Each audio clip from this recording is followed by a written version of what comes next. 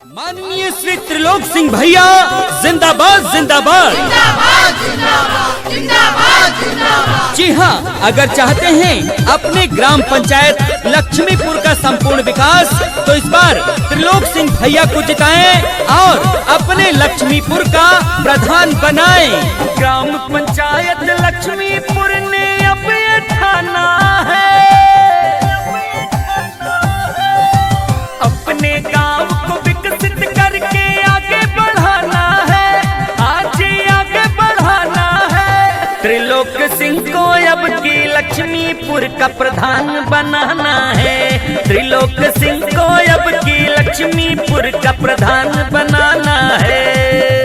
Gram panchayat Laxmipur ने अब ये ठाना है, आज अब ये ठाना है। त्रिलोक सिंह को लक्ष्मीपुर का अब प्रधान बनाना है। त्रिलोक सिंह को अब लक्ष्मीपुर का प्रधान बनाना है।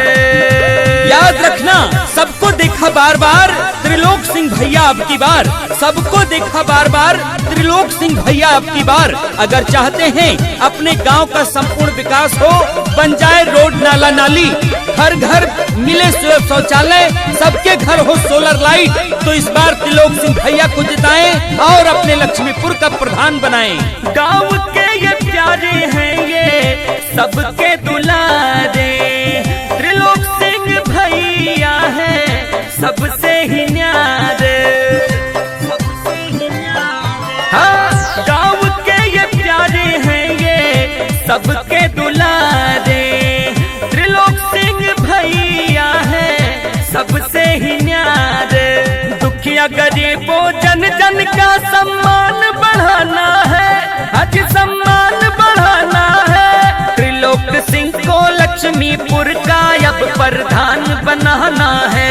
लक्ष्मीपुर की जनता ने अपने ये मन में ठाना है। त्रिलोक सिंह को अब की लक्ष्मीपुर का प्रधान बनाना है। काहे पड़े हो चक्कर में, कोई नहीं है टक्कर में, काहे पड़े हो चक्कर में, कोई नहीं है टक्कर में।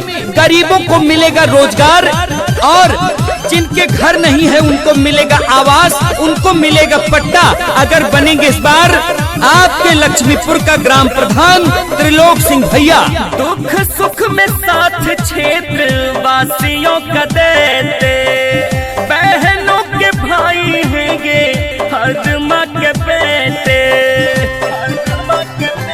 ए भैया, दुख सुख में साथ क्षेत्र वासियों का देते, बहनों के भाई हैं ये हर माँ के बेटे।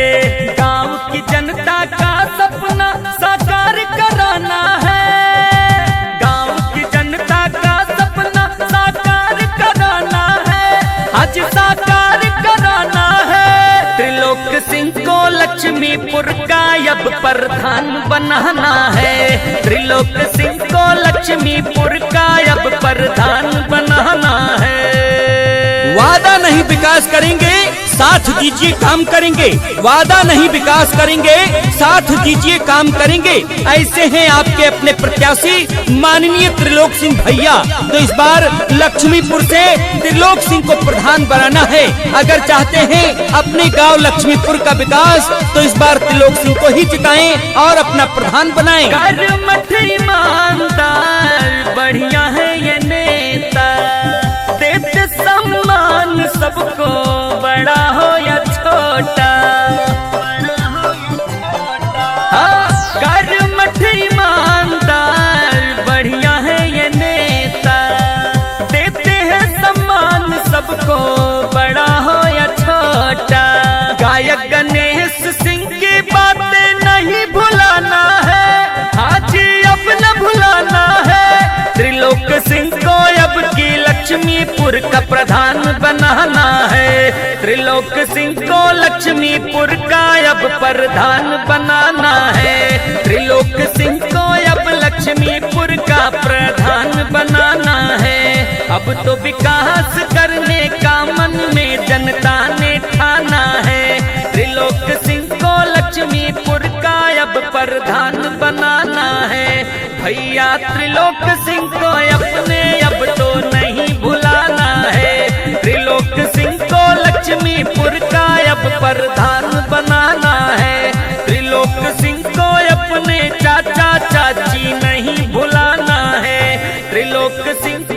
अपने गांव का अब प्रधान बनाना है। त्रिलोक सिंह को अपने गांव का अब प्रधान